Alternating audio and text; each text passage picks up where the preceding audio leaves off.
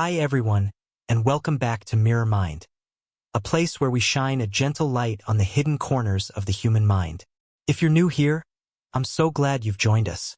This channel is dedicated to helping you understand yourself better, especially when you've been entangled in confusing, toxic, or painful relationships.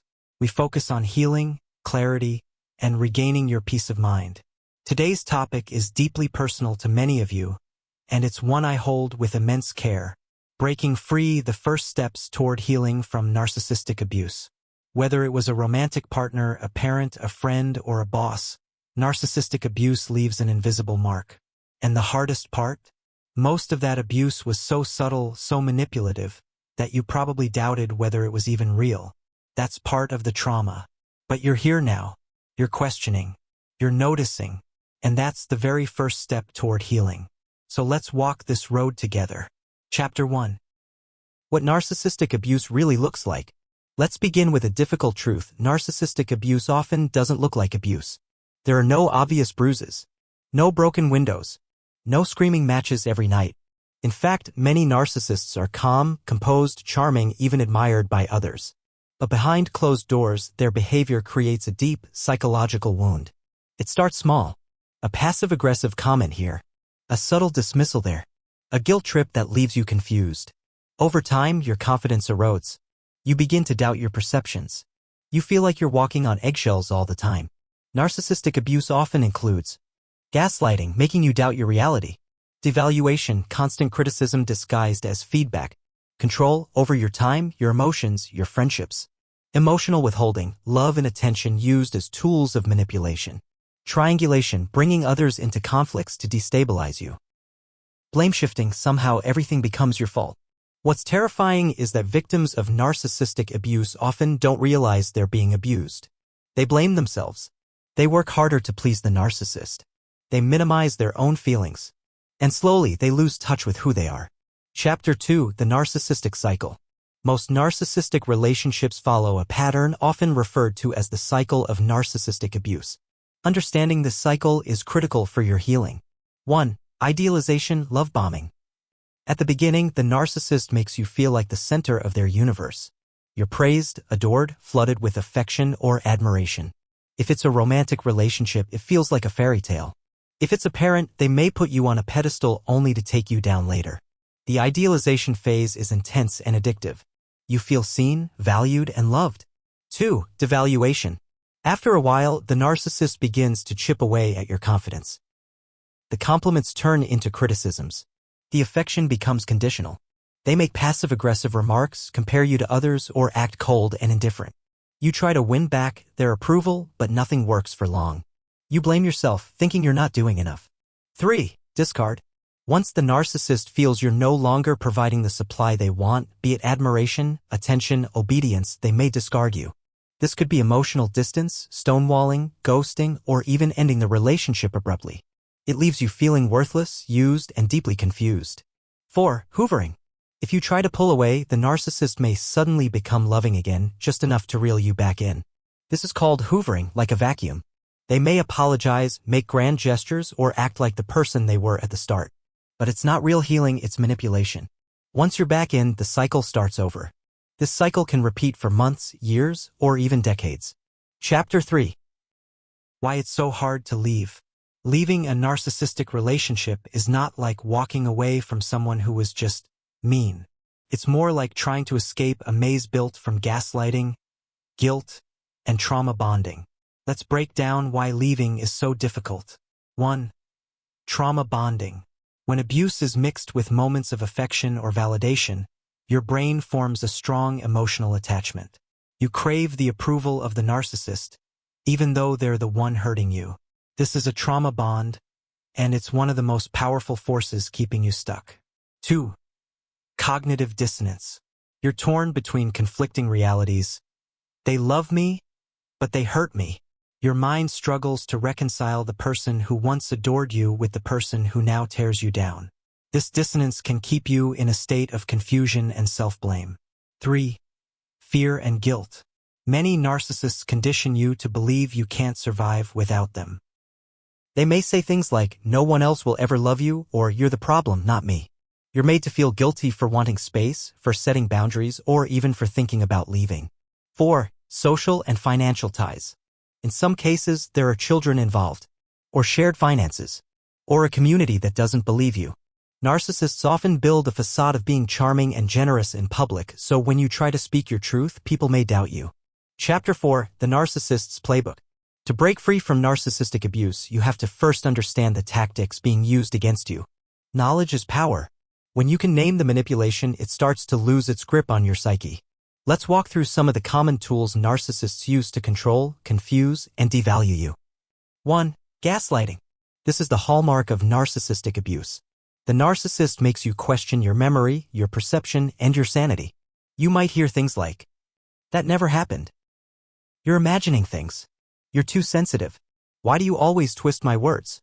Over time, you stop trusting your own mind. 2. Silent treatment. This is emotional punishment. The narcissist will ignore you days, weeks, sometimes longer, without explanation. You are left confused, anxious, desperate to make things right. The silence is a tool of power, not a passive reaction. 3. Projection. They accuse you of what they are doing. Cheating, lying, manipulating, suddenly you're the one being accused. This turns the attention away from their behavior and leaves you defending yourself. 4. Triangulation. They bring a third person into the dynamic, real or imagined. They might compare you to an ex-flirt with someone in front of you. Talk about how everyone else agrees with them. It's designed to make you feel insecure and compete for their validation. 5. Future faking. This is when the narcissist makes big promises about love, commitment, marriage, change, only to never follow through. The promises keep you hopeful. You keep waiting for the version of them they pretended to be. These tools are not accidental. They are patterns. And when you name them, you can begin to detach from them. Chapter 5. Your brain on narcissistic abuse. Narcissistic abuse doesn't just hurt your feelings, it changes your brain. Chronic emotional abuse activates your fight, flight, freeze, or fawn responses. Over time, your nervous system becomes dysregulated. You may feel constantly anxious, hypervigilant, exhausted, or numb. This is what trauma does. It hijacks your brain's wiring. You live in survival mode. You can't think clearly. You overanalyze everything. You become hyper-aware of others' moods. You lose trust in yourself. But there's good news, the brain can heal. Neuroplasticity means that with time, care, and the right tools, your brain can rewire. The fog can lift. The anxiety can ease. The self-trust can return. Chapter 6. The first step, radical clarity. The first true step in healing is not leaving. It's not going no contact. It's not confronting the narcissist. It's radical clarity. That means stopping the denial, naming the abuse, understanding it was not your fault, letting go of the fantasy that they will change. This clarity is often the hardest part, because it means grieving the relationship for what it truly was, not what you hoped it would be. It means letting go of the illusion. And it hurts. But that pain is real. It's not confusion anymore. It's truth.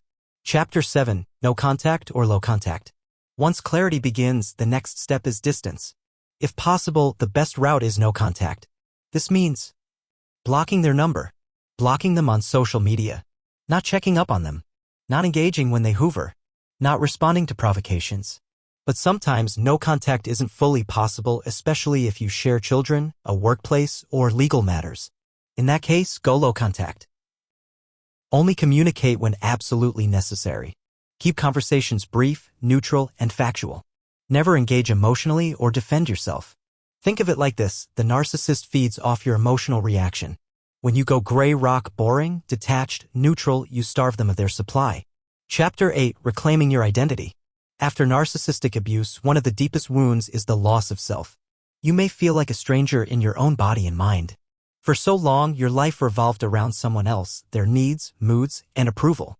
You were trained to ignore your own instincts and silence your own voice. Now is the time to come back home to yourself. Let's talk about how. 1. Name what was taken. Before you rebuild, you have to acknowledge what was lost. Your voice, your confidence, your peace, your sense of self. Grieving this loss is part of the healing process. Don't skip this step. 2. Rebuild self-trust. You were made to doubt your instincts, but those instincts are still inside you. Begin rebuilding that inner compass by journaling your emotions honestly, making small daily decisions without second-guessing, validating your own experiences. Yes, that did happen. Yes, that was wrong. 3. Reconnect with what brings you joy. Start small. What activities once brought you peace or pleasure? Painting? Reading? Walking? Singing? These aren't extras, they are tools for reconnection. 4. Set boundaries even if it feels wrong. After narcissistic abuse, setting boundaries feels like betrayal. That's because you were taught that your needs didn't matter. But they do matter. Saying no is not mean. It's healthy. You are not responsible for how others react to your boundaries. Chapter 9. The Role of Therapy and Support. Healing from narcissistic abuse is not something you should do alone. The psychological damage runs deep, and many survivors benefit from working with professionals who understand narcissistic trauma specifically. Look for therapists trained in trauma-informed care, professionals who understand cluster B personality disorders, support groups for survivors of narcissistic abuse, online communities carefully selected that validate your experience. There is power in having your story heard and believed.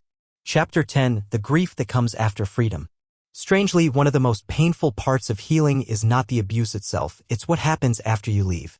You may feel lonely, empty, lost, confused, ashamed. This is normal. You are grieving not just a person, you are grieving the illusion you held onto for so long. You are grieving the time you lost, the self you abandoned, the hope you carried. Give yourself permission to feel all of it. Healing is not a straight line. You will have good days and dark days. You may still miss them. You may still crave their approval. That doesn't mean you made a mistake. It means you're human. Chapter 11. The Role of Compassion in Healing. The most radical thing you can do in this journey is offer yourself compassion. Not judgment. Not perfectionism. Not comparison. But compassion. You didn't allow the abuse. You survived it. You didn't fail to fix them. You tried harder than anyone should. You didn't waste years. You learned. And you're learning still. Speak to yourself the way you would to a dear friend who just survived a hurricane. You didn't come out of the storm unscarred, but you came out. And that matters. Chapter 12. Redefining Love. One of the most profound shifts after narcissistic abuse is redefining what love means. Because here's the truth. What you experienced with the narcissist was not love. It was control. It was dependency. It was confusion. But not love. Real love does not make you anxious. It doesn't leave you guessing.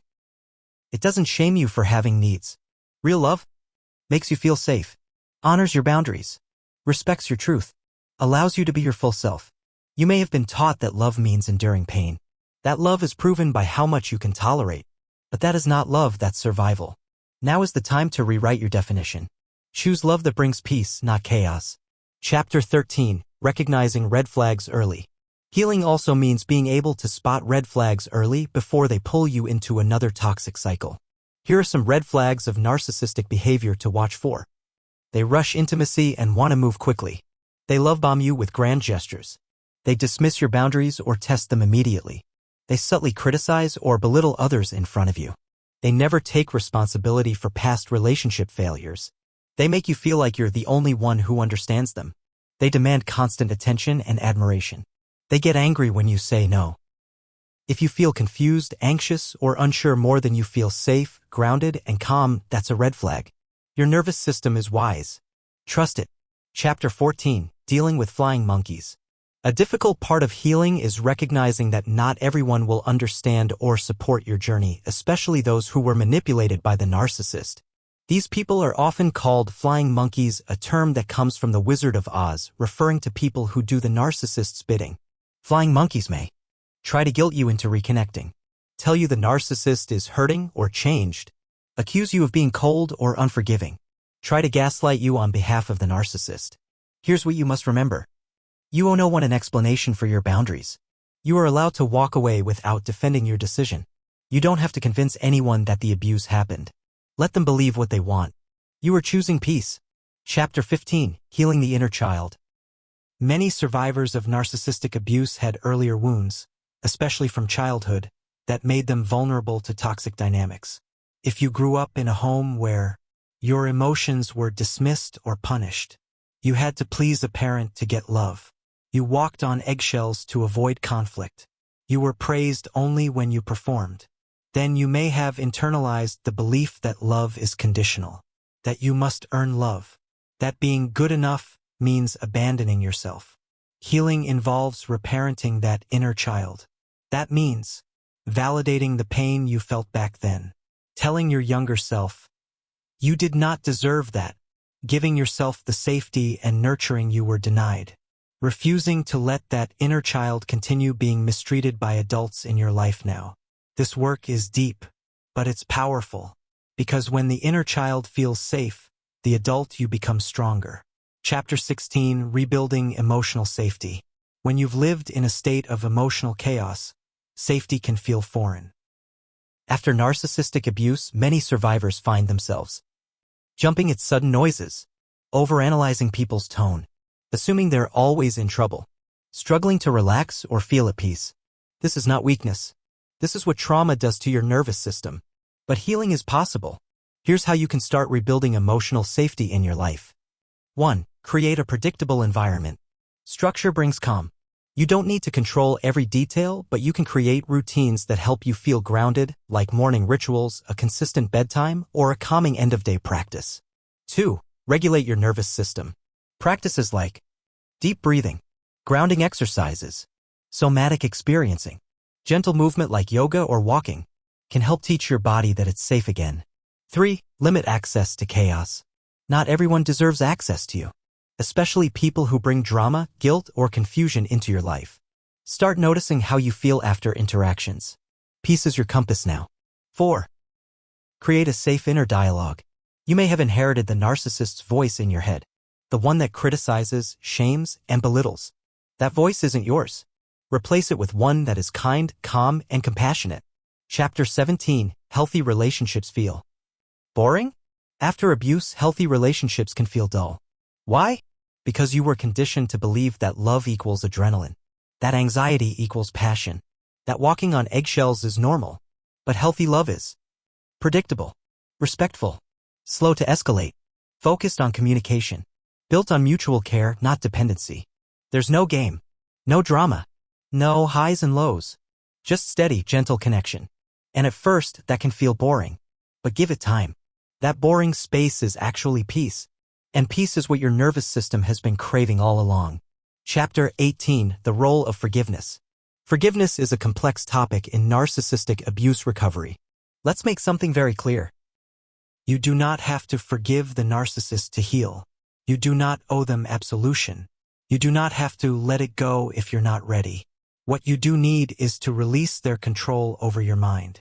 That means not ruminating about revenge, not keeping their words on repeat in your head, not allowing them to define your worth anymore. That's what real release looks like. It's not about excusing their behavior. It's about reclaiming your energy for yourself. Chapter 19, The Concept of Self-Parenting. In narcissistic relationships, your emotional needs are often neglected. You're treated like a child, punished, manipulated, silenced. Now, as part of your healing, you must become your own parent. This is called self-parenting. It means giving yourself comfort when you feel scared, setting boundaries to protect yourself, encouraging yourself when you try something new, being proud of your small victories. You become the safe adult you always needed. Not perfectly, but intentionally. When you self-parent with love, you stop searching for someone else to complete you. You realize you were whole all along. Chapter 20, The Myth of Closure. One of the biggest traps in narcissistic abuse recovery is chasing closure. You might think, if I could just get them to admit what they did, if I could make them see how much they hurt me, if I could say everything I never got to say. But with a narcissist, closure is a mirage. They are not wired to take accountability. They will spin, deny, deflect, and blame until you are more confused than when you started. Real closure doesn't come from them. It comes from within you. It comes from accepting that you may never get the apology. It comes from releasing your need to make them get it. It comes from choosing peace over understanding. You don't need their validation to move on. You just need your own truth. Chapter 21, Reclaiming Your Voice. For many survivors, narcissistic abuse silences you. Your opinions were mocked. Your emotions dismissed. Your truth denied. Now is the time to reclaim your voice. This might look like speaking honestly in therapy, writing your story in a journal or blog, sharing your experience in safe spaces, saying no without explanation, disagreeing without apologizing. Your voice matters, even if it shakes at first, even if it's quiet, Even if others don't like it, you get to exist. You get to take up space. You get to tell your story on your own terms. Chapter 22, The Importance of Small Wins. Healing is not always dramatic. It's not always obvious. Sometimes it's getting through a day without checking their profile, saying no and not spiraling with guilt, sleeping through the night without panic dreams, feeling joy and not questioning if you deserve it. These moments matter. Celebrate them. Mark them. Acknowledge them. Healing happens in the small, quiet moments. Don't overlook them. They are proof that you are moving forward. Chapter 23, Rewriting the Narrative. Narcissistic abuse tries to write your story for you. It says, "You're too sensitive. You're hard to love. You're the problem. You'll never find better." But those are their words. It's time to rewrite the narrative. Your new story might say, "I am deeply feeling, and that is a gift. I am worthy of love that doesn't hurt. I am healing, and that makes me strong. I am enough exactly as I am. You are not who they said you were. You are who you decide to be." Chapter 24. Preparing for the relapse feelings. Let's be honest. Healing doesn't move in a straight line. There may come a day, weeks, or months after no contact, when you miss them terribly. You start doubting your decision. You want to reach out. You question if it was really that bad. This is normal. It doesn't mean you're going backward. It means your brain is processing grief, trauma, and withdrawal. Have a plan for these moments. Read the journal entries you wrote when you were in pain. Talk to a trusted friend or therapist. Watch videos or read articles that validate your experience. Do something grounding. A walk, a shower, a cup of tea. Feelings are not facts. Let them pass like a wave. You will come out stronger on the other side. Chapter 25, Living Beyond Survival. Once you've broken free from narcissistic abuse, the next chapter is about learning to live, not just survive. For a long time, you were in survival mode, hyper-vigilant, exhausted, anxious. But now you have the opportunity to build a life that's not based on fear, but on intention. Ask yourself, what do I want more of in my life? What kind of relationships feel nourishing? What do peace, safety, and joy actually look like for me? This is your time to dream, to explore, to rediscover your identity beyond trauma. Living beyond survival means saying yes to your own needs, saying no without guilt, making choices for you, not to please others, taking up space without apology. You are not broken. You are becoming. Chapter 26, Legacy of Healing. Every step you take in healing sends ripples into the world. When you set boundaries, you teach others it's okay to do the same. When you speak your truth, you give voice to the silenced. When you break the cycle, you change the future, not just for you, but for generations to come. Whether you ever get an apology, whether others believe your story, whether the narcissist changes or not, your healing still matters. It still counts. You are writing a legacy of courage, of truth, of rising. Chapter 27, Final Reflections from Mirror Mind to You. Here at Mirror Mind, we understand how complex and painful this journey is. We know what it means to walk away from a relationship that others may never see as toxic. We know what it's like to rebuild from ashes. But we also know this. You are capable of healing. You are worthy of love that doesn't hurt. You are not too damaged, too late, or too weak. You are growing. And growing is never neat. It's messy. It's painful. But it is also beautiful.